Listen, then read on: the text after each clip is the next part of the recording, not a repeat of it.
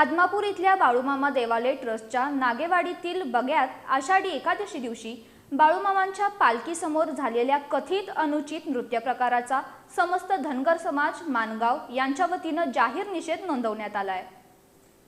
हा प्रकार अत्यंत लाजिरवाणा आणि निंदनीय असल्याचं सांगत या प्रकरणाची सखोल चौकशी करण्याची मागणी समाजाच्या अध्यक्षांच्या स्वाक्षरीनं प्रसिद्ध केलेल्या निवेदनाद्वारे करण्यात आली आहे। या धार्मिक सोहळ्यात आजवर भजन, कीर्तन आणि धनगरी ओव्या यांसारखेच पारंपरिक कार्यक्रम होत आले आहेत। भविष्यातही या सांस्कृतिक आणि धार्मिक परंपरेला अनुसरूनच कार्यक्रमांचं आयोजन व्हावं आणि अशा घटना पुन्हा घडू नयेत यासाठी खबरदारी घेण्याची मागणी निवेदनात केली आहे। या घटनेच्या पार्श्वभूमीवर सर्व 19 बग्यांच्या कारभाऱ्यांची सखोल चौकशी करून संबंधितांवर योग्य ती कारवाई करण्यात यावी अशी प्रमुख मागणी यावेळी करण्यात आली।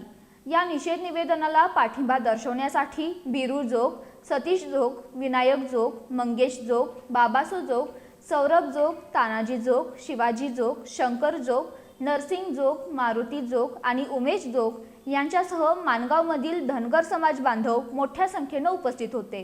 सद्गुरू बाळूमामा देवालय ट्रस्ट आदमापूर यांच्या बगा नंबर 7 मध्ये पांडुरंग बंडगर कारभारी यांनी अतिशय निंदनीय व खेदजनक असा प्रकार तिथं बकऱ्यांच्या तळावर केलेला आहे।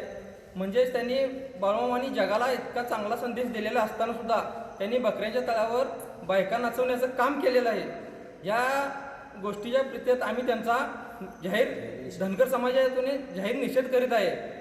इथून पुढे त्यांनी असा कोणताही गैरप्रकार करू नये अशी आमची त्यांना विनंती आहे।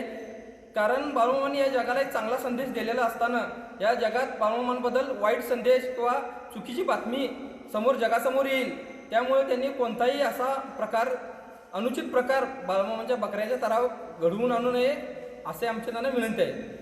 नागदेवाडी येथे झालेल्या बाळूमामांच्या पालखी नंबर 7 बगा नंबर पांडुरंग बंडगर यांनी जे काही पालखी नंबर 7 मध्ये लाजिरवाणी गोष्ट केलेली आहे, त्या गोष्टीचा निषेध म्हणून आम्ही सर्व मानगावचे जे काही धनगर समाजाचे प्रतिष्ठित व्यक्ती व तरुण मंडळी आहेत त्यांच्यातर्फे आम्ही जाहीर निषेध करणार आहे। कारण की बाळूमामा हे मानगावला 2 ते 4 वेळा येऊन आणि मानगाव हे बाळूमामांचे माहेरघर असल्याकारणाने आम्हाला ह्या गोष्टीचा खरंच खेद वाटत आहे।